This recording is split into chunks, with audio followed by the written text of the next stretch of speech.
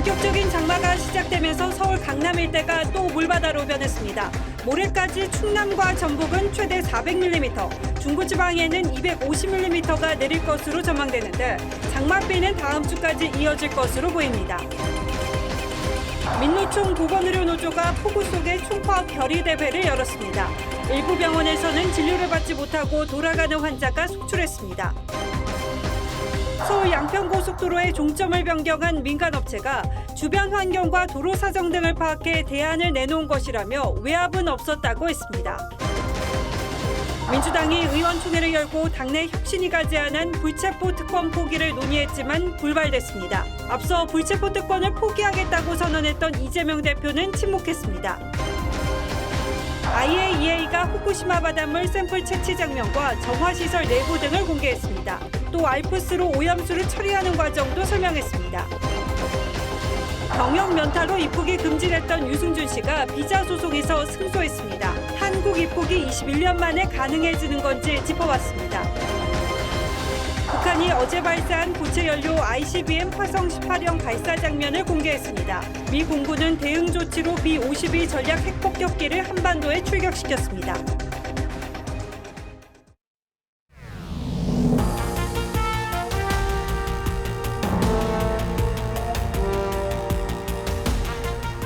시청자 여러분 안녕하십니까? 뉴스9의 신동욱입니다. 오늘은 서울과 중부지방을 중심으로 거센 빗줄기가 하루 종일 이어졌습니다. 하늘에 구멍이라도 난 걸까요? 서울과 수도권 전역에 호우경보가 내려졌고 모레까지 250mm의 장대비가 쏟아질 거란 예보도 나와 있습니다. 특히 오늘 밤이 고비가 될 거라고 해서 서울 중랑천에 취재기자를 내보냈습니다. 자, 장동욱 기자, 거기도 교통이 통제됐군요. 네, 오후 내내 이 서울 대부분 지역에 폭우가 쏟아졌는데요. 지금은 잠시 소강 상태였던 빗줄기가 다시 굵어지고 있습니다. 시간당 최대 40mm에 달하는 폭우가 내렸던 만큼 이곳 중랑천의 수위도 빠르게 오르고 있는데요. 지금은 출입이 전면 통제된 상태입니다. 늘어난 물에 유속까지 빨라지면서 서울 시내 27곳 하천의 출입은 모두 통제됐습니다. 지금까지 수도권 전역엔 100mm 가까운 비가 내렸습니다. 비는 밤새 더 거세질 전망입니다. 기상청은 오늘 밤부터 내일 아침 사이 수도권에 시간당 30에서 80mm의 집중호우가 쏟아질 것으로 전망했습니다. 모레까지 최대 250mm의 많은 비가 예상됩니다. 오전부터 수도권에 내려진 호우주의보는 밤 9시를 기해 호우경보로 바뀐 상태입니다. 예, 거기 말고 서울 시내 교통 통제 상황 좀 알려주시죠. 예, 아직까지 비 때문에 교통이 통제된 곳은 없습니다. 하지만 한강 수위가 계속해서 오르고 있어 밤사이 동부간선도로 등 주요 도로가 통제될 가능성도 배제할 수 없습니다. 폭우 예보에 시민들이 귀가를 서두르면서 퇴근길은 혼잡이 이어졌습니다. 강남역 인근에선 버스 중앙차선 차들이 1km 가까이 꼬리에 꼬리를 물고 늘어서는 등 극심한 정체가 나타났습니다. 밤새 많은 비가 내리면 내일 출근길 역시 상당한 혼잡이 예상됩니다. 행정안전부와 서울시는 교통 정체와 사고에 대비하기 위해 비상근무 체제에 들어갔습니다. 중대본은 오후 8시 30분을 기해 호우 위기 경보를 최고 수준인 심각 단계로 격상했습니다. 서울 중랑천에서 TV조선 장동우입니다. 예, 수도권 가운데서도 서해안 지방이 특히 비상입니다. 중국발 비구름이 서해를 지나면서도 강한 세력을 유지하고 있기 때문입니다. 모레까지는 최대 400mm 이상의 비가 내리는 곳도 있겠습니다. 이번에는 충청남도 태안으로 가보겠습니다. 자, 김다로 기자. 저는 태안 신진항에 나와 있습니다. 자, 거기는 빗줄기가 어떻습니까? 네, 조금 전까지 따가울 정도로 세차게 내리던 빗줄기는 다소 약해졌습니다. 도깨비 폭우란 말이 실감이 나는데요. 낮 동안 해제됐던 호우특보도 저녁 들어 다시 발효됐고 강풍주의보까지 겹쳤습니다. 제가 나온 이곳은 오늘 밤부터 내일 새벽까지가 최대 고비입니다. 기상청은 모레인 15일까지 충남과 전북에 최대 400mm의 비가 내릴 것으로 예보했습니다. 특히 오늘 밤에는 충청 북부와 수도권, 강원 영서지방을 중심으로 강한 비가 예상됩니다. 오후 8시까지 내린 비의 양은 보령 외연도가 90mm, 태안 근흥면이 60.5, 음성 금왕읍이 46.5mm를 기록했습니다. 비의 양뿐만 아니라 강수 강도도 시간당 최대 80mm로 강할 것으로 예상됩니다. 비구름대가 길고 폭이 좁은 만큼 기습적인 폭우에 대비하셔야겠습니다. 정체전선은 내일 새벽까지 중부지방에 영향을 주다가 이후에는 충청 남부와 전북 지역으로 내려갈 것으로 보입니다. 호남 지역은 장마가 시작된 뒤 이미 많은 비가 내렸습니다. 광주와 전북 남원의 장마 기간 누적 강수량은 어제까지 600mm를 넘었습니다. 정체전선도 오는 20일쯤까지 한반도를 오르내리며 비를 뿌릴 것으로 예보되는 만큼 철저한 대비가 필요합니다. 태안 신진항에서 TV조선 김다로입니다. 오늘 낮에도 벌써 비가 많이 내렸죠. 서울에서는 지하철역에 물이 차고 전신주가 쓰러져 일대가 정전되는 피해도 발생했습니다. 오늘 밤에는 시간당 최대 80mm의 폭우가 내릴 것으로 보여서 상습 침수 지역 주민들의 걱정이 적지 않습니다. 한지연 기자가 비 피해 현장을 돌아봤습니다.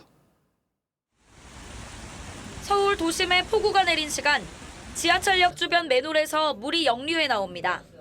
도로까지 물이 차면서 지나가는 차들도 바퀴가 반쯤 잠겼습니다. 지난해 침수 피해가 난 강남 영동시장 일대도 도로에 물이 찼습니다. 서울 도봉구에서는 폭우에 전신주가 쓰러져 인근 주택과 아파트 288세대의 전기가 끊겼고, 관악구 도림천은 산책로가 물에 잠겼습니다. 하천범람의 위험이 있어 출입을 금지한. 지난해 수해를 입은 상습 침수 지역 주민은 하루 종일 폭우에 대비하느라 여념이 없었습니다. 지난해 폭우로 인명피해가 났던 골목입니다. 추가 피해를 막기 위해 구청에서는 응급 하수도 복구 공사에 나섰습니다. 비 와가지고 좀 되게 약간 아까 제가 말씀드린 거 높다 보니까 빗물이 이렇게 들어가서 좀 찼었어요. 걱정은 되죠. 지난해 폭우로 이재민 100여 명이 난 구룡마을은 진즉에 대피를 시작했고, 비가 오면은 우리는 이 밑으로 막 물이 쳐들어오니까 한꺼번에 많이 오면은 여기가 감당이 안 돼가지고. 물난리를 겪은 사계시장 상인들은 상품을 높은 곳에 올리는 등 대비하고 있습니다. 엄청 많이 불어나요. 똑같은 일이 또 생기지 말라는 법도 없는 거고. 기상청은 올해 장마가 지역적으로 짧은 시간 많은 비가 쏟아지는 특징을 보인다며 산사태와 침수 등에 각별히 주의할 것을 당부했습니다. TV조선 한지은입니다. 집중호우가 반복되면서 지반이 약해진 곳에선 낙석 사고가 잇따랐습니다. 쏟아진 빗물에 비탈면 토사가 도로로 쏟아져 지나가던 차량 운전자가 다치는 사고도 발생했습니다. 최우정 기자가 보도합니다. 도로 위에 커다란 돌덩어리들이 널브러져 있습니다. 중장비가 쉴 새 없이 움직이며 도로 옆으로 돌덩이를 하나씩 치웁니다. 오늘 오전 5시 40분쯤 전북 진안군의 한 도로에서 낙석 사고가 발생했습니다. 인명피해는 없었지만 차량 통행이 5시간 동안 전면 통제됐습니다. 낙석이 3-4개 정도 굴러서 떨어진 거고요. 차량을 통제하고 중장비 동원해서. 진안 지역은 밤사이 비가 거의 오지 않았지만 소방당국은 지난달 말부터 최근까지 300mm 넘는 비가 내려 지반이 약해진 걸로 보고 있습니다. 도로에 흙더미가 쏟아져 있고 중장비들이 연신 흙을 퍼냅니다. 오늘 새벽 0시 20분쯤 전남 화순군의 한 비탈면에서 갑자기 토사가 쏟아져 내렸습니다. 당시 도로를 지나던 1톤 트럭 운전자가 흙더미를 들이받아 병원으로 옮겨졌습니다. 토사는 유출 도로에 쌓여 있었고 평소에 계속 다니시는 길이라 미처 신경을 못 쓰신 것 같습니다. 오늘 오후 2시 20분쯤 강원 인제군의 한 도로에도 낙석이 떨어지는 사고가 발생했습니다. 소방당국 등은 1시간 30분 만에 낙석을 걷어냈습니다. 전문가들은 국지성 강우가 계속될 경우 낙석 사고 등이 반복될 수 있다며 각별한 주의를 당부했습니다. TV조선 최우정입니다. 다음 뉴스입니다. 설마 하는 마음으로 협상 타결 소식을 기다렸습니다만 결국 보건의료노조가 총파업에 돌입했습니다. 첫날인 오늘은 거센 빗줄기 속에 광화문에만 2만 명이 모여 집회를 열었습니다. 그리고 이어서 정권 퇴진을 외치는 민주노총 노동자 대회에도 참여했습니다. 그 사이에 의료 현장에서는 대규모 진료 차질이 빚어졌고 그 피해는 고스란히 환자들에게 돌아갔습니다. 신경희 기자가 취재했습니다. 폭우가 쏟아지는 광화문 거리를 흰색 우비 차림의 보건의료노조원 2만 명이 가득 메웠습니다. 정책인력 확충하고 실질임금 인상하라. 이번 파업은 지난 2004년 이후 19년 만으로 노조 측은 145개 병원에서 6만여 명이 참여했다고 주장했습니다. 노조는 의료인력 확충 등 7가지를 요구했습니다. 무엇이 진짜 차질이고 무엇이 의료 공백입니까? 우리가 일하는 의료 현장은 지금 인력 대란입니다. 이어 같은 장소에서 열린 민주노총 노동자 대회에 합류해 정권 퇴진을 외쳤습니다. 윤석열 정권 퇴진을 위해서 힘차게 싸웁시다. 정부가 실질적인 해법을 내놓지 않으면 당초 내일까지인 파업을 무기한 이어가겠다고 했습니다. 서울 아산병원 등 국내 5대 병원은 파업에 불참했지만 곳곳에서 진료 차질이 발생했습니다. 정부는 보건노조의 파업이 근로조건 개선이라는 합법 파업의 범위를 벗어났다고 보고 강경 대응 방침을 밝혔습니다. 박민수 복지부 2차관은 노조가 국민을 겁박한다며 업무 복귀 명령도 검토하겠다고 밝혔습니다. TV조선 신경입니다. 보건의료노조의 주축을 이루는 간호사들이 대거 진료실을 이탈하면서 병원마다 몸살을 앓았습니다. 병원 전체가 사실상 진료 공백 사태에 빠지면서 응급 환자까지 돌려보내야 하는 곳도 적지 않았습니다. 오늘 하루라면 모르겠습니다만 파업이 장기화할 경우에 어떤 불행한 일이 일어날지 짐작조차 하기가 어렵습니다. 병원별 상황은 최원영 기자가 취재했습니다. 환자들이 강제 퇴원당해 텅 빈 병동에 복도불만 켜져 있어 을씨년스럽습니다. 24시간 간호사들이 지키던 자리엔 의자만 덩그러니 놓여 있습니다. 1,300병상 규모의 부산대병원은 중환자 등 250여 명만 남았습니다. 평소 4,000명이 북적이던 병원 로비도 썰렁합니다. 치료는 받고 가는데 파업이 돼갖고 교수님을 보려면 몇 주 걸린다더라. 양산 부산대병원도 환자들이 거의 퇴원해 환산한 모습입니다. 공공의료의 중추인 국립중앙의료원은 소방청에 응급 환자 이송을 자제해달라는 공문까지 보냈습니다. 파업해서 안 된대. 어떡하죠? 이 비 속에 1시간이 넘게 걸려가지고 왔는데. 서울의 주요 대학병원인 경희의료원과 고대병원 등은 예약을 취소하거나 새로 오는 환자를 받지 않고 있습니다. 현재는 미리 다 좀 조정을 해서 오시지 말라고 해놓은 상태입니다. 하병원 응급실에 보시는 분은 좀 지방의 거점 국립대병원인 경상국립대병원과 전북대병원은 응급수술을 중단하거나 일부 중환자만 받고 있습니다. 정부는 보건의료재난 위기경보를 주의로 상향했습니다. TV조선 최원영입니다. 자, 이번엔 국회로 가보겠습니다. 민주당은 요즘 혁신위 활동을 둘러싼 내부 갈등이 발화점을 향해 끓어오르고 있습니다. 한 차례 혁신위원장 교체 소동 이후에 새로 출범한 혁신위가 내놓은 1호 개혁안이 의원 불체포 특권 포기라는 것이었습니다. 그런데 오늘 의원총회에서 거부당하는 사태가 벌어졌고 여기에 대해서 이재명 대표가 침묵하면서 결국 혁신의 의지를 의심받는 상황이 됐습니다. 더 자세한 민주당 내부 사정은 이광희 기자가 취재했습니다. 오늘 민주당 의원총회에서 박광훈 원내대표는 불체포 특권 포기 당론 채택을 간곡하게 제안했습니다. 정당한 영장 청구에 대해서는 불체포 특권을 내려놓겠다는 결의를 공식적으로 선언했으면 합니다. 1시간 반가량 이어진 의총에서 특권 포기에 찬성하는 의원들도 많았지만 다선 의원들을 중심으로 반대 주장이 나오면서 당론 추이는 불발됐습니다. 밀도 있는 논의를 계속해 나가면서 충실한 결론을 내기로 했습니다. 시간 제한을 두지는 않았는데요. 비공개 토론에서 한 친명계 의원은 헌법상 권리를 의총에서 추인하는 건 쇼에 불과하다고 했고 한 친문계 의원은 검찰의 표적 수사에 대응할 방법이 없다고 반대한 걸로 알려졌습니다. 지난달 교섭단체 대표연설에서 불체포 특권 포기를 선언했던 이재명 대표는 의원들의 찬반 논쟁에 아무런 언급 없이 일찍 자리를 떴습니다. 앞서 불체포 특권 포기를 재차 요구했던 혁신위는 안 받으면 민주당 망합니다. 망한다는 거 본인들이 지금 목 앞에 와 있어서 체감하고 있을 건데. 당이 과연 혁신 의지가 있는지 심각하게 보고 있다고 비판했습니다. TV조선 이광희입니다. 서울 양평 고속도로 노선 변경을 둘러싼 정부 여당과 민주당의 대립은 오늘도 팽팽하게 이어졌습니다. 이런 가운데 도로건설 타당성 조사를 맡았던 용역업체가 직접 해명에 나섰습니다. 이 업체가 대안 노선을 국토부에 건의한 이유는 뭐였는지 김예나 기자가 그 설명을 자세히 들어봤습니다. 예비 타당성 조사를 마친 양서면 종점 원안이 현재 논란이 되는 강상면 종점의 대안으로 바뀌는 과정엔 용역업체의 조사 결과가 반영됐다는 게 정부의 설명입니다. 용역업체 관계자는 지난해 2달간 현장 조사를 거쳐 양평군 주변 환경과 도로 사정 등을 파악해 대안을 내놨고 외압은 없었다고 강조했습니다. 그런 의견은 없었고요. 그런 의견을 받을 필요도 없고요. 우리는 이제 기술적으로 검토를 한 겁니다. 기존 노선은 상수원 보호구역을 관통하는 데다 높이 40m의 교량과 터널을 이어야 하는 등 여러 문제점이 있었고 양평군이 제안한 양서면 종점의 다른 대안도 꼬불꼬불한 산길이 걸림돌이 됐단 겁니다.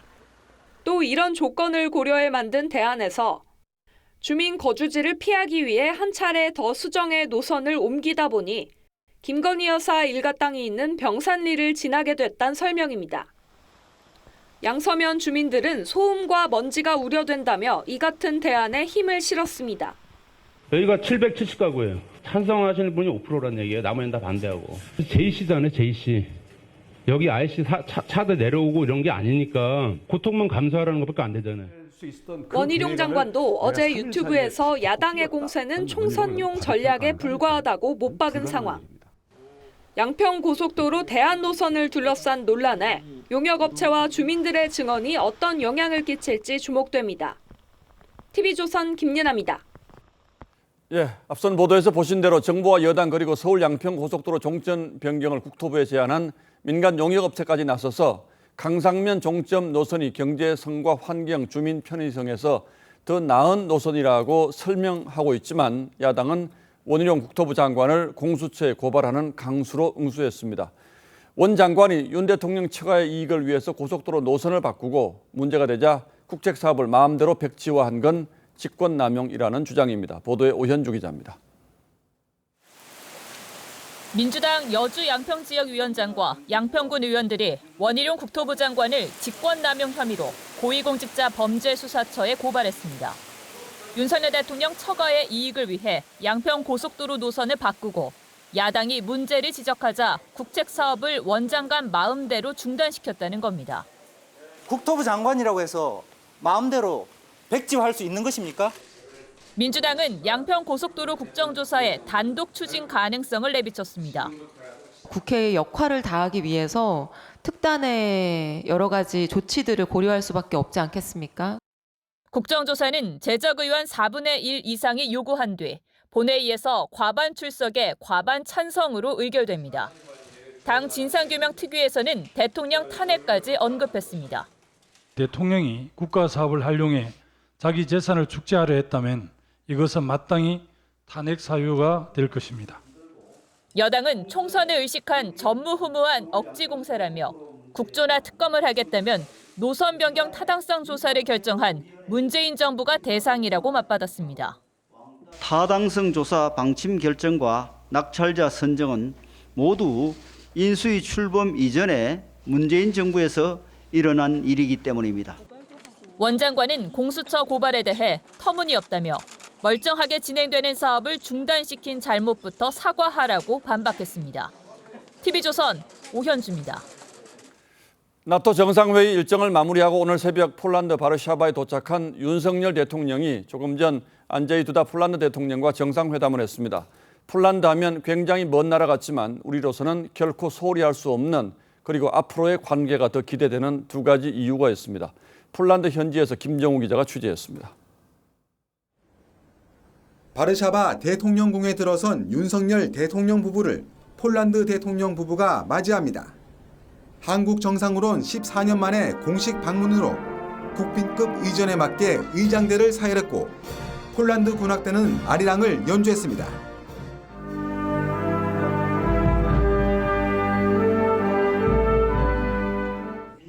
회담장에 마주 앉은 두 정상은 양국이 서로 아시아와 유럽의 관문 역할을 하는 중요한 파트너라고 강조했습니다. 최근에는 당위산업, 또 원자력, 인프라 분야에서 가시적인 협력 성과를 곧바로 이어진 협정 서명식에선 우크라이나 재건 협력을 비롯한 세계의 양해각서를 체결했는데 우크라이나와 국경을 접한 폴란드가 전후 재건의 핵심 거점으로 꼽히는 만큼 최대 1조 달러 규모의 복구 사업에 한국 기업 진출이 늘어날 전망입니다. 한국과 폴란드가 우크라이나 재건에 있어 최적의 파트너가 될 수 있다는 점에 지난해 국산 방산 수출의 72%를 차지해 K방산의 유럽 교두보가 된 폴란드는 한국산 무기를 추가 도입할 계획도 밝혔습니다.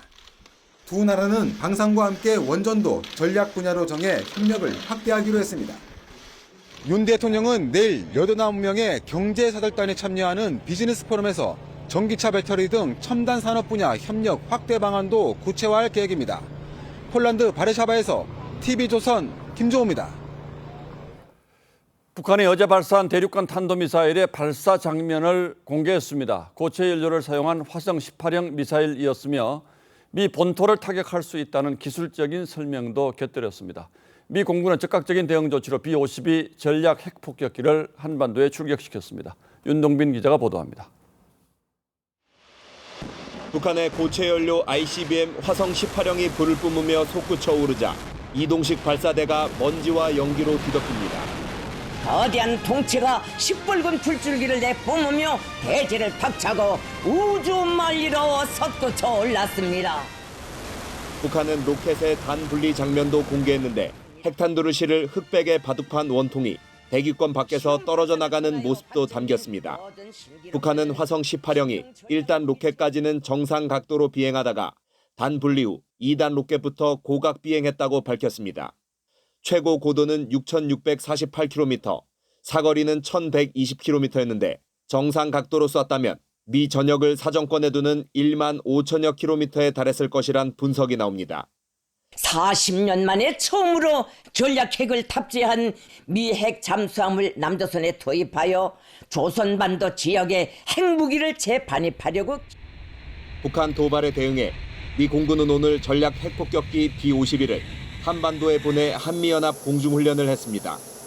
하늘 위의 요새라 불리는 B-52는 핵탄두 수십 발을 탑재할 수 있어 북한이 두려워하는 미 전략자산 중 하나입니다. 한편 북한이 오늘 공개한 사진엔 발사를 참관하는 김정은 위원장 옆에 놓여있는 폴더블 폰도 담겼습니다.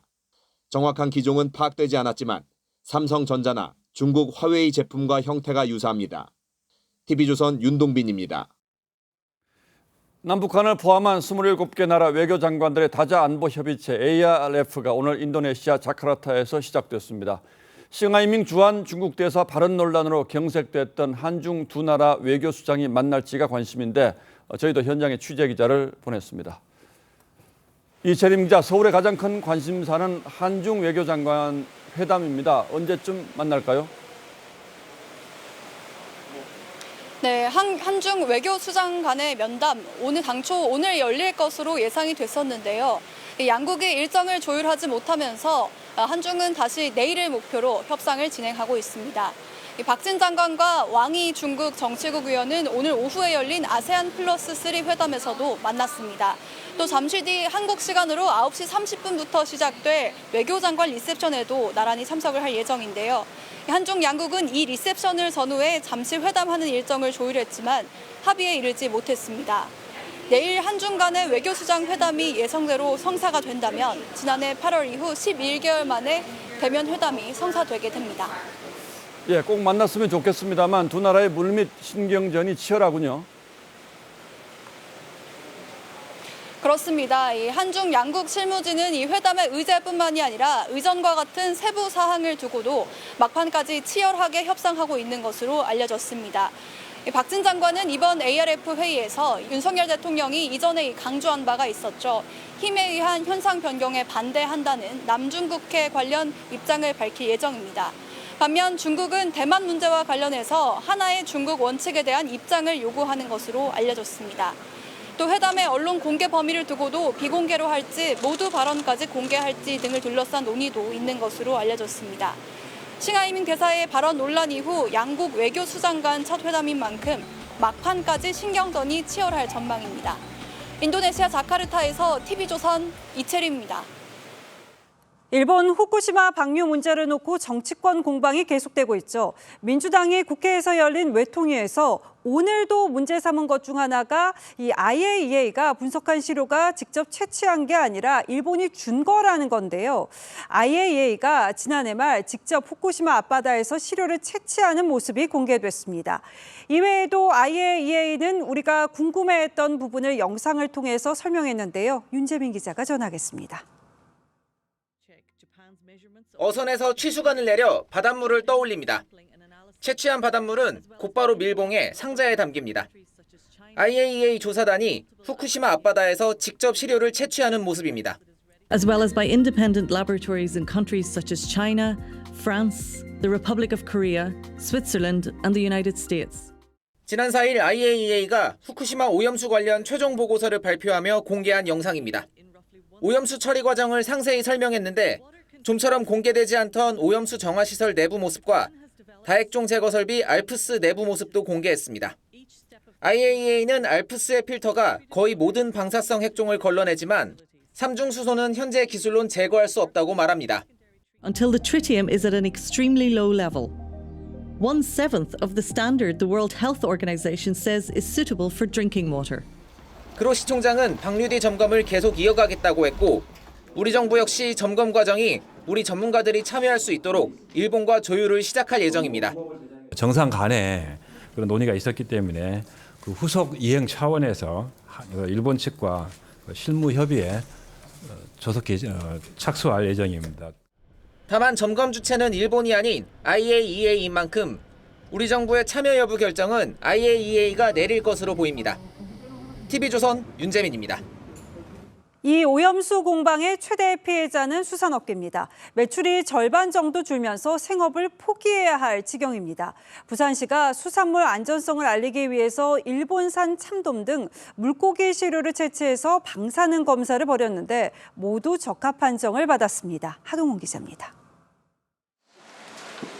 수조 안에 있던 국내산 농어를 그물로 건져 올립니다. 그물 밖으로 빠져나가려 하는 농어를 시료 채취하기 위해 봉지에 담습니다. 부산시는 국내산 농어와 광어를 비롯해 일본산 참돔을 잡아 시 보건환경연구원에 방사능 검사를 의뢰했습니다. 최근 일본의 원전 오염수 방류 계획에 소비자 우려가 커지자 안전성을 확인하기 위해서입니다. 최근에 후쿠시마 오염 방류 관련해가지고 시민들이 많은 수산물에 대한 관심을 가지고 있어서 보건환경연구원에서는 요오드와 세슘 등 물고기 속 방사능 물질에 대한 정밀 검사를 진행했습니다. 검사 결과 물고기 3종류에서는 방사능 물질이 전혀 검출되지 않았습니다. 안전성이 일단 확인된 건데 일부 상인들은 이미 매출이 반토막 났다며 폐업까지 고민하고 있습니다. 해를 안 먹다 보니까 지금 매출이 한 50% 정도 감소했고 유지 관리가 안 되니까 문을 닫을 판이다. 부산시는 지난 3년 동안 국내 유통 수산물에 대한 2,000건이 넘는 방사능 검사에서 모두 적합 판정을 받았다며 앞으로도 매달 2차례 검사를 이어가며 소비자 걱정을 덜어나간다는 계획입니다. TV조선 하동훈입니다. 이 병역 면탈로 한국 입국이 금지됐던 가수 유승준 씨가 비자 소송에서 승소했습니다. 병역 기피자라도 38세부터는 체류 자격이 있다는 법에 따른 건데 이 유승준 씨가 21년 만에 한국 땅을 밟게 되는 건가 싶지만 넘어야 할 산이 많습니다. 우선 외교부의 답변을 한 번 더 기다려야 하는 입장인데다가 이보다 더 높은 산이라면은 여론 아닐까 싶습니다. 아시다시피 우리나라 국민이 상당히 예민하게 보는 것 중 하나가 병역 문제죠. 황민지 기자입니다. 반갑습니다. 2002년 입대 전 돌연 출국해 미국 시민권을 딴 스티브 유 한국명 유승준 씨. 2015년 국내 입국 비자가 연거 후 거부되자 소송을 냈습니다. 선처를 해주셔서 제가 한국 땅을 다시 밟을 수 있도록 길을 열어주시고 저에게 다시 기회를 대법원이 유 씨 손을 들어줬지만 외교부는 계속 비자 발급을 거부했고 유 씨가 다시 정부를 상대로 행정소송을 제기했습니다. 1심은 외교부의 정당한 재량권 행사라고 판단했지만 항소심에서 또다시 유 씨가 승소했습니다. 재판부는 병역 기피 목적으로 국적을 상실한 사람은 체류 자격을 줘선 안 된다면서도 하지만 나이가 넘고 국익을 해칠 우려가 없다면 줄 수 있다고 밝혔습니다. 옛 재외동포법에는 병역 기피자라도 38세가 넘으면 체류 자격이 주어지는데 유 씨는 39세에 2차 소송을 제기해 자격이 인정된다는 겁니다. 7번째 소송에서 이긴 유 씨는 당장 입국 비자를 신청할 것으로 전망됩니다. 일단 외교부는 법적 대응을 검토 중인데 대법원에 상고하면 판결 확정 때까진 비자 발급이 미뤄집니다. 대법에서 유 씨가 최종 승소하더라도 외교부가 다른 이유를 들어 비자 발급을 거부할 가능성도 여전히 있습니다. TV조선 황민지입니다. 보이스피싱 수법이 나날이 교묘해지고 있습니다. 설마 내가 당할까 생각 마시고 이번 리포트 한번 살펴보시죠. 가짜 청첩장이나 택배 문자로 악성 앱을 받는 링크를 보내는가 하면은 금융사 직원을 사칭해서 대출을 갈아타도록 유인하는 수법까지 등장했습니다. 김지아 기자입니다. 결혼 소식을 알리는 청첩장 문자와 택배사 이름으로 온 문자입니다. 자세히 보면 URL 주소가 있는데 클릭하는 순간 악성 앱이 설치돼 휴대폰 속 모든 정보와 통제권이 범죄 조직에 넘어갑니다. 신종 보이스피싱 수법입니다. 정부 지원 상품이라며 대출 갈아타기를 제안하거나 정부 지원 상품으로 지원자 연락을 드린 거고 현재 이용 중이신 고금리권 어디 이용 중이시죠? 은행 직원을 사칭하기도 합니다. 근데 제가 전화해보니까 없으시다고 하던데요? 저희가 지점이 크다 보니까 일반 부서에서는 저희 대출팀 직원을 모를 수도 있어요. 유튜브에서 금융상품을 홍보하며 가짜 은행 사이트로 유도하거나 카카오톡 채널에서 은행 상담원인 척 정보를 요구하는 수법도 등장했습니다. 다양해지는 범죄에 금융권은 신종수법을 모아 전 금융권에 알리는 시스템을 구축했습니다. 실시간 소통 채널을 가동하여 전 금융권이 신종 사기에 합심하여 신속히 대처할 수 있는 키트를 마련했습니다. 또 언제 어디서든 출금 거래를 막을 수 있도록 본인 계좌를 한 번에 정지시키는 서비스도 도입했습니다. 금융당국은 비밀번호나 본인 인증을 요청할 경우 범죄를 의심해야 한다며 의심스러운 링크는 클릭하지 말고 업체 공식 홈페이지를 통해 확인하라고 강조했습니다. TV조선 김자입니다. 이 차명 계좌, 일명 대포 통장을 만들어서 보이스피싱 조직에 유통한 전문 조직이 검찰에 붙잡혔습니다. 대포 통장을 하나 이용하는데 월 사용료 250만 원 가까이 받았는데 은행원도 연루된 것으로 파악됐습니다. 정은하 기자입니다. 보이스피싱에 이용된 대포 통장입니다. 현금 인출카드와 인터넷 뱅킹에 이용하는 비밀번호 생성기 OTP도 있습니다. 검찰이 대포 통장 유통 전문 조직을 검거하고 증거물을 압수했습니다. 이들은 2020년 11월부터 올해 초까지 가짜 법인 42곳을 설립한 뒤 개인과 법인 명의로 대포 통장 190개를 만들어 보이스피싱 조직에 넘겼습니다.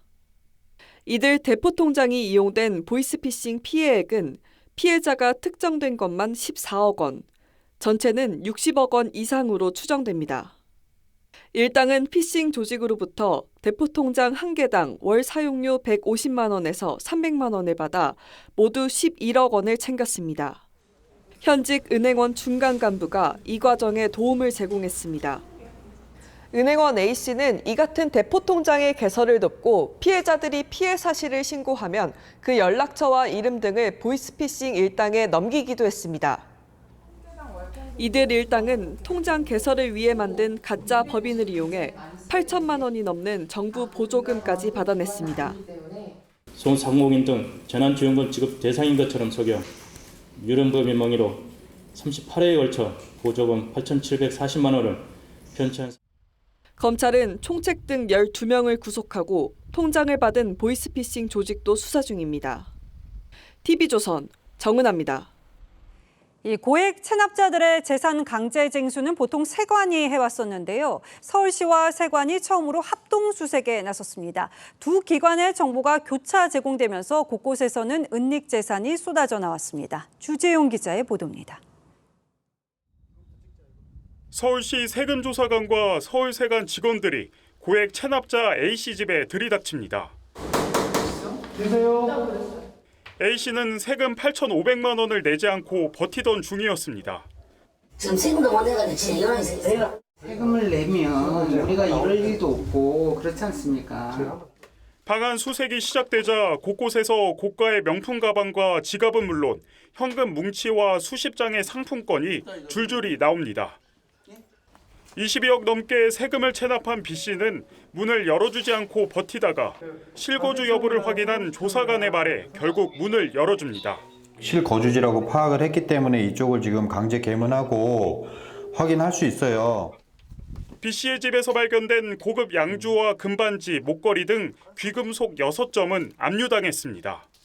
서울시와 서울세관은 체납자들이 외국에서 사들인 명품 목록 등을 공유해 더욱 효과적으로 은닉 재산 등을 찾아낼 수 있었습니다. 서울세관도 서울시로부터 고액 체납자들의 지방세 납부 정보를 받아 실제 재산이 없는지 확인했습니다. 서울시는 앞으로 다른 징세기관과 긴밀한 협력을 통해 고액 체납자들에 대한 감독을 강화할 계획입니다. TV조선 주재용입니다. 이 새로 나온 먹태깡이라는 과자가 인기를 끌면서 품귀 현상까지 빚고 있습니다. 중고 마켓에서부터 우통까지 얹어서 팔릴 정도인데 과거 허니 버터칩부터 포켓몬빵까지 품절 대란이 왜 반복되는 건지 이유경 기자입니다. 서울의 한 대형마트 과자 코너. 먹태깡이 품절이라는 말에 발길을 돌립니다. 저도 한번 먹어보고 싶었는데 근처에 가다가 또 편의점 가볼 거고요. 아마 오늘 못 살 것 같아요. 때마침 한 박스가 들어왔지만 16봉지가 순식간에 사라집니다. 들어오는 것도 불안정한데 다들 여러 개씩 집어가가지고. 먹태깡이 출시 일주일 만에 100만 봉지가 팔릴 정도로 인기인데 물량이 부족하자 편의점 업계는 주문 개수까지 제한했습니다. 몇 개씩 여기 들여보내세요? 여기요? 한 4개씩 되나? 아침에 다 팔려요. 품귀 현상을 빚으면서 소비자 가격이 1,700원이지만 중고마켓에선 두세 배 비싼 5,000원에도 팔립니다. 지난 2014년 허니버터칩 열풍에 이어 포켓몬빵 오픈런 등 품귀 현상이 주기적으로 벌어지는 데 대해 업계에서는 신제품을 내놓으면 6개월 정도는 판매 추이를 보는 데다 생산 라인도 한 번에 늘리기 어렵기 때문이라고 설명합니다. 일각에서는 구하기 어렵게 해서 더 사고 싶게 만드는 완판, 희소성 마케팅이라는 분석도 나옵니다. 공급 관리도 하면서 입소문, 특히 인터넷에서의 구전 이런 것들이 훨씬 더 효과적이다 이렇게 생각을 해가지고 그러한 식으로 방법을 선택하는 거 아닌가. 농심은 이번 주부터 생산량을 30% 늘린 데 이어 다음 달에 공급을 더 확대할 계획입니다. TV조선 이유경입니다. 인공지능 AI가 인류에게 해를 끼칠 수 있다며 개발에 반대해오던 일론 머스크가 갑자기 새로운 인공지능 회사를 차렸습니다. 그동안 머스크가 일으킨 논란은 이것뿐만이 아니었죠. 최첨단 기술과 자본력 그리고 쇼맨십을 갖춘 별정 CEO 일론 머스크가 좌충우돌하는 모습에 눈이 돌아갈 지경인데 이번 발표에는 또 어떤 의미가 담겼는지 우리에게는 뭘 시사하는지 유혜림 기자가 짚어봤습니다. 일론 머스크는 그동안 인공지능에 공개적으로 반대해왔습니다. 통제할 수 없는 인공지능의 개발 경쟁은 위험하다는 이유였습니다. 지난 3월엔 6개월 동안 인공지능 개발을 중단하자는 제안서에 서명도 했습니다. And so if we are not careful with creating artificial general intelligence, we could have potentially a catastrophic outcome. 일론 머스크가 결국 인공지능 스타트업 xAI를 차렸습니다. 우주의 진정한 본질을 이해하는 것이 목표라고 했습니다. 챗 GPT에 이어 구글 바드, 마이크로소프트 빙챗 등의 흥행이 일론 머스크를 움직였습니다. 현지 시간으로 14일 xAI는 구체적인 계획을 밝힐 예정인데 챗 GPT와 차별화된 생성형 인공지능 개발에 나설 전망입니다. 챗GPT가 나온 게 6개월 딱 넘어갔기 때문에 초기에 1등을 하기 위한 경쟁이 지금 계속 치열해지고 있는 것이고요. 오픈 AI 출신 연구진이 구글의 투자를 받아 만든 AI 챗봇 클로드2는 챗 GPT보다 3배 많은 7만 5천 자를 요약해 정리할 수 있습니다. 네이버는 오는 8월에 하이퍼클로바익스 출시를 준비 중입니다. 이제 막 기지개를 펴기 시작한 인공지능 시장에서 승기를 잡기 위한 본격적인 레이스가 시작됐습니다. TV조선 유혜림입니다. 마크 저커버그의 메타가 선보인 새로운 SNS 스레드의 인기가 뜨겁습니다. 우리나라에서도 일부 유명인들이 스레드를 이용하기 시작했는데 아직은 성공 가능성에 물음표가 달려 있다고 합니다. 그 이유를 따져보겠습니다. 자, 홍영 기자, 스레드는 영어로 실이라는 뜻이죠. 그야말로 사람들 사이를 이어준다, 뭐 이런 뜻입니까? 네, 그렇습니다. 스레드는 이 영어로 실, 맥락, 꿰다인데요. 이 실처럼 대화를 연결한다는 의미로 이 로고도 이렇게 매듭 모양입니다. 예. 긴 글 위주인 페이스북과 이미지 위주인 인스타그램의 이 중간쯤이라고 할 수 있는데 댓글을 주고받는 트위터와도 기능이 유사합니다. 자, 그런데 가입자 수가 뭐 무서운 속도로 늘고 있다면서요? 네, 선보인 지 닷새도 안 돼서 가입자가 1억 명을 넘어섰습니다. 이 최근 AI 돌풍을 일으킨 챗 GPT보다 훨씬 빠르고요. 또 틱톡은 9개월, 인스타그램은 2년 6개월이 걸렸습니다. 일단 흥행에는 성공을 했군요. 그 비결이 뭐였을까요? 네, 우선 활동 이용자 수가 20억 명이 넘는 인스타그램과 연동이 돼 있어서 가입이 쉽습니다. 최근 10년 넘게 새로운 SNS가 없었던 탓에 신선하다는 평가도 나오는데요. 주로 기존 SNS의 광고성 글이나 자기 과시에 피로감을 느낀 사람들이 스레드를 찾고 있습니다. 또 이제 부모님이나 친척, 직장 상사 같은 기성세대에게 많이 알려져 있지 않다는 점도 인기 요인입니다. 우리나라에서도 유명한 분들이 뭐 벌써 많이 가입했다고 하더군요. 네, 트렌드에 민감한 유통업계가 빠른데요. 이 정용진 신세계그룹 부회장이 이 과자와 맥주 사진을 올려서 화제가 됐습니다. 글자 수 제한이 있는 스레드에서는 이렇게 주로 반말을 쓰는데요. 정치권에서는 김동연 경기지사가 야자 타임을 하자고 올리기도 했고 이준석 전 대표도 활발하게 활동 중입니다. 이 정치인 입장에서는 젊은 세대와 소통하고 소탈한 모습을 보여줄 수 있다는 장점이 있습니다. 자, 그렇다면 내년 총선 앞두고 새로운 정치 소통의 장이 될 수도 있겠군요. 네, 그런데 그건 좀 두고 봐야 할 것 같습니다. 이 스레드 측은 정치적인 논쟁이나 격렬한 토론은 배제하겠다고 선언했는데요. 트위터를 대체하지는 않겠다는 겁니다. 계속해서 이렇게 폭발적인 성장을 이어나가기는 어렵다고 보고요. 왜냐하면 인간의 욕구 중에는 정치적인 목소리, 사회적인 목소리를 내고자 하는 욕구들이 있거든요. 스레드 같은 경우에는 우리의 모든 삶을 다루는 것이 아니라 일종의 정치적이고 사회적인 목소리는 제거해버리는 거기 때문에 예, 그렇다면 처음에 이 폭발적인 인기가 얼마나 갈지는 좀 더 두고 봐야 되겠군요. 네, 그렇습니다. 스레드의 가입자 수는 1억 명을 돌파한 뒤에 증가 속도가 둔화돼서 현재 1억 900만 명 정도입니다. 이 가입자 수보다는 활동 이용자 수가 중요한데 아직은 서비스가 완전하지 않은 상태입니다. 또 독과점 문제도 있는데요. 유럽연합에서는 디지털 시장법 때문에 스레드를 아예 선보이지 않았습니다. 예, 머스크와 저커버그의 대결 구도만으로도 큰 화제가 되었는데 누가 이길지는 좀 더 두고 봐야겠군요. 저도 가입은 해볼까 합니다. 예, 홍영 기자 잘 들었습니다.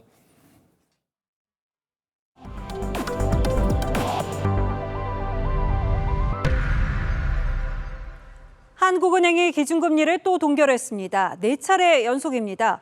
경기가 불투명한 만큼 일단 상황을 지켜보겠다는 건데 다만 미국이 올해 금리를 한두 차례 더 올릴 전망이어서 사상 초유의 한미 금리 격차라는 복병은 넘어서야 합니다. 송무빈 기자입니다.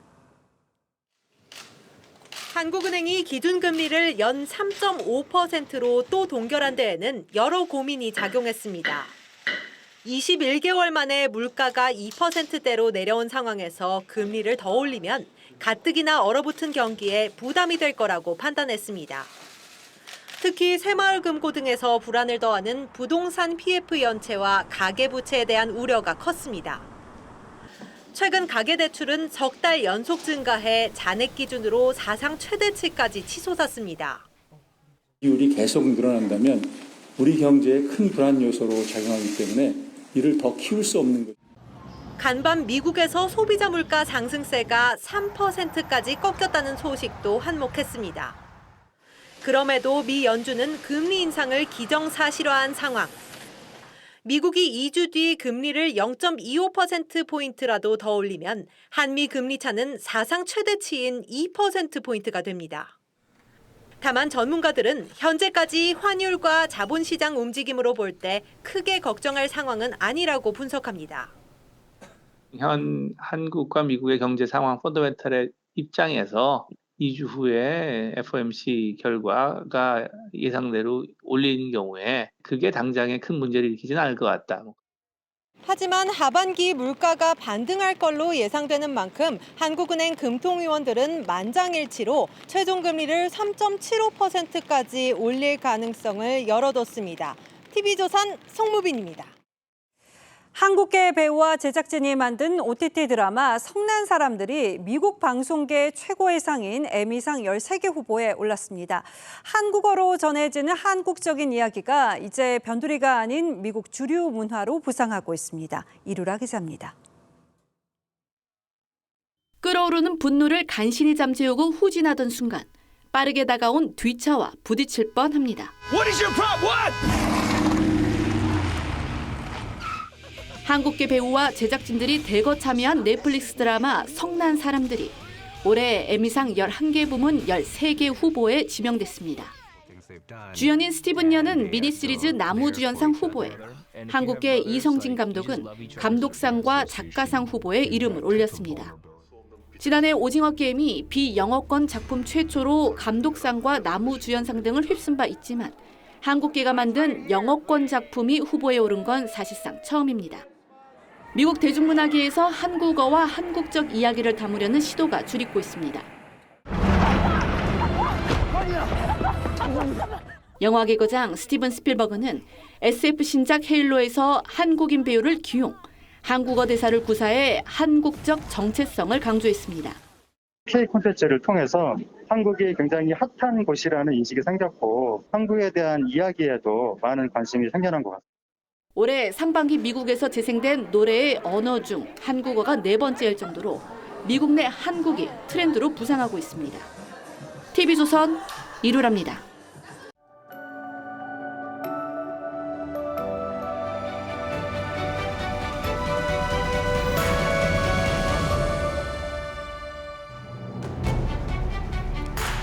두 남자가 통나무에 올라가 발재간을 부립니다. 통나무를 굴리다 갑자기 멈추기도 하고 서로 균형을 무너뜨리려 치열하게 다툽니다. 지난해 열린 통나무 굴리기 대회 로그롤링 US 오픈 결승전입니다. 상대를 먼저 물에 떨어뜨린 로그롤링 스타 폴렌티니가 월드 챔피언에 등극합니다. 옛 벌목꾼들이 통나무를 강물에 띄워 보내던 솜씨가 스포츠로 발전한 것이죠. 그 시절엔 사이좋게 발을 맞춰 굴렸기에 정치에서 로그롤링은 담합과 야합을 의미합니다. 정당들이 피차 이익이 되는 법안을 협조해 통과시키는 행태를 가리키죠. 제밥그릇 챙기기, 포크 배럴도 있습니다. 돼지고기 한 덩어리를 던져주면 노예들이 달려들듯 선심성 예산이나 사업을 다투어 챙기는 걸 뜻합니다. 하고한 날 원수처럼 싸우는 우리 국회에서도 가끔씩 의기투합하는 기적이 일어납니다. 예산 늘려 돈 뿌리기, 공공민원사업 절차 생략해 선심 쓰기, 자기네 특권 지키기처럼 누이 좋고 매부 좋은 일에는 착착 손발이 맞습니다. 민주당이 발의하고 국민의힘이 묵인한 5개 광고물법 개정이 그렇습니다. 정당들이 허가도 신고도 없이 현수막을 자유롭게 내걸 수 있게 했죠. 그런데 인천시의회가 조례를 고치고 인천시가 이렇게 현수막 강제 철거에 나섰습니다. 위법 논란까지 무릅쓴 실력 행사지만 누구보다 시민들이 반겼습니다. 그 이유는 다들 잘 아실 겁니다. 개정법이 시행된 작년 말부터 전국이 정치 현수막 공해에 시달려야만 했습니다. 가는 곳마다 볼썽사나운 비방과 비아냥, 낯간지러운 홍보 문구가 넘쳐났습니다. 인천에서는 킥보드를 타고 가던 대학생이 현수막에 목이 걸려 크게 다치는 일도 있었습니다. 자기네들이 정한 개시 기한, 보름을 넘기는 현수막이 태반인데도 지자체들은 함부로 손대지 못했습니다. 철거했다가 경찰에 고발당하기 일쑤였죠.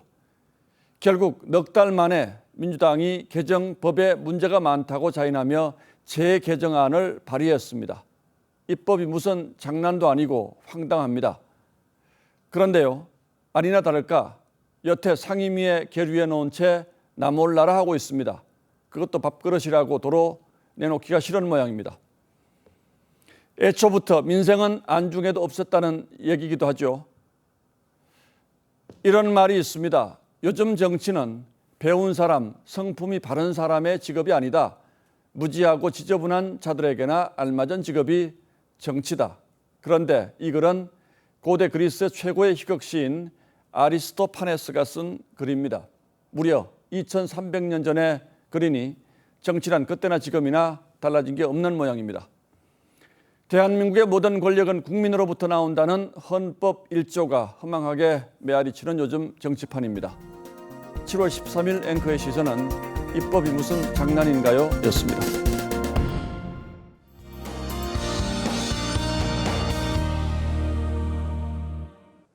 강하게 퍼붓는 비에 옷이 흠뻑 젖어듭니다. 우산도 소용이 없을 정도인데요. 시간당 최고 80mm의 매우 강한 강도의 비가 수도권과 강원 중북부로 내일 오전까지 이어질 수 있겠고요.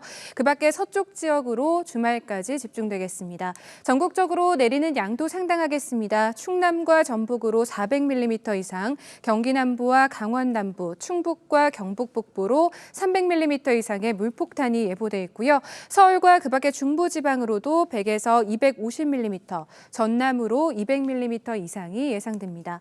대부분 지역에서 바람도 강하게 불겠지만 서해안과 동해안, 제주 산지와 강원 산지의 바람은 더욱 거세겠습니다. 강한 비바람으로 인한 피해가 발생할 가능성이 높습니다. 각종 안전사고에 꼭 유의하시기 바랍니다. 내일 아침 기온과 낮 기온 모두 오늘과 큰 차이는 없겠습니다. 한낮 기온은 서울이 26도 전에 그치겠습니다. 장마가 길게 지속되는 데다 변동성도 크겠습니다. 최신 기상 정보를 수시로 확인해 주시는 게 좋겠습니다. 날씨였습니다. 7월 13일 목요일 뉴스9은 여기서 모두 마치겠습니다. 시청해 주신 여러분 고맙습니다.